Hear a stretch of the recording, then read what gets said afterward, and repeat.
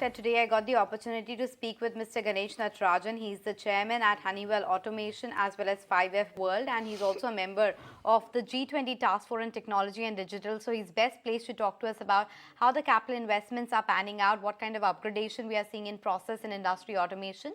Let's go across to that chat.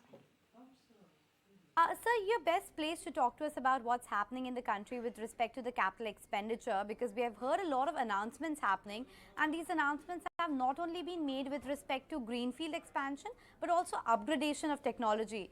What's your take of how the pace of Capex is in the country at the moment?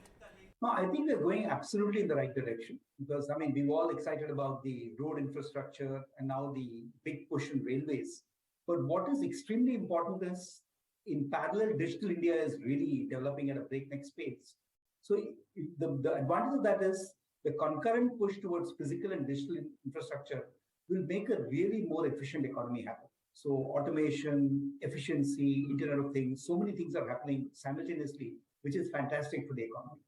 That's good to hear, but Mr. Natarajan, would you want to flag out certain areas or specific sectors where you're seeing the maximum traction with respect to this automation demand or this upgradation investment? Sure, three sectors. One is, of course, aerospace, because even the speed at which we're building new airports, airlines coming in, the whole simulation and airline infrastructure, that's fantastic. The second is, of course, with the whole PILs and the Make in India push, we will see tremendous amounts of both shop floor automation, process automation, which will lead to obviously much more integration of software and hardware. And the third thing we're excited about is the real estate development of this country. Because at Honeywell Automation, our main focus has been on process solutions and building solutions. And we are seeing the traction in the next few years will be an order of magnitude bigger than what we've seen in the past. That's interesting. So real estate is also seeing a lot of innovation with respect to the building technologies, automation, etc. But sir, the last couple of years have been marred due to supply chain issues with respect to chip shortages, etc. as well. Would you say the worst is behind and this is going to be a normalized year with respect to calendar year 2023? Well, I won't say it's entirely normalized because, as you know, there are concerns about the supply chains. But global supply chains are becoming stronger, and even China is coming out of the deep kind of mire that it was in the last year or so. So I think it'll improve substantially. We're seeing improvements. I won't say it's fully normal yet, but hopefully, if there is no big recession anywhere in the world, you will see completely normal situations by maybe middle to end of 2023. Okay, so at least second half of the year is expected to be better than the first half. Mr. Natarajan, I'll be remiss if I don't ask you to don the hat of the chairman of Honeywell Automation and talk about the company a bit. Just wanted to understand in the various segments that the company is present in, what kind of growth avenues do you see? And this morning we also had the comment coming in from the global parent CEO talking about how India is expected to show double-digit growth. Your take on where this is headed? See, as you know, I come from an industry where anything less than 20% is seen as low. Okay, so from that point of view, certainly double digit, as Vimal Kapoor has said, is going to be important. Most important are the segments we play. I mentioned process solutions and building solutions. If you look at the whole IoT space, Internet of Things, I think that's going to really take off with the digitization of the entire country. And then, of course, we do a lot of work in global manufacturing. We have factories across India. We do, this is one of the most important R&D centers for Honeywell. Literally centers across Bangalore and Hyderabad and Gurgaon and even Madurai. So I think there's going to be a great future because the whole world is moving towards automation. More important, the whole world is moving towards energy, alternative sources of energy and sustainability. And almost 60% of Honeywell's global R&D is towards sustainability solutions. So I think we are a company in the right place at the right time. So it's going to be very, very good. Well, you mentioned 2 points and I'll take it one by one. One with respect to the manufacturing capacities coming up in India as a whole.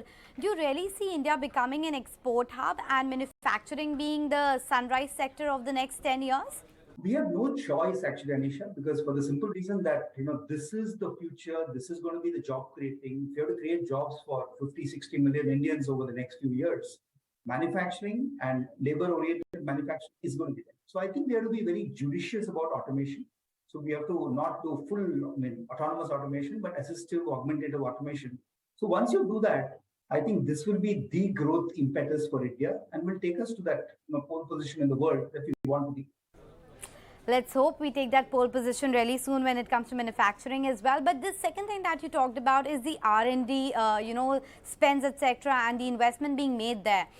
Do you think that pace of R&D spend is at an optimal level right now? Because for most of the companies, it's still sub 5%, and India has not spent enough on research and development. What's your take of how it's expected to take a fillip going forward? Now, that is a big issue. In fact, in our very recent book, India's Pathways to Success, we point out that India's investment in research is 0.66% of GDP.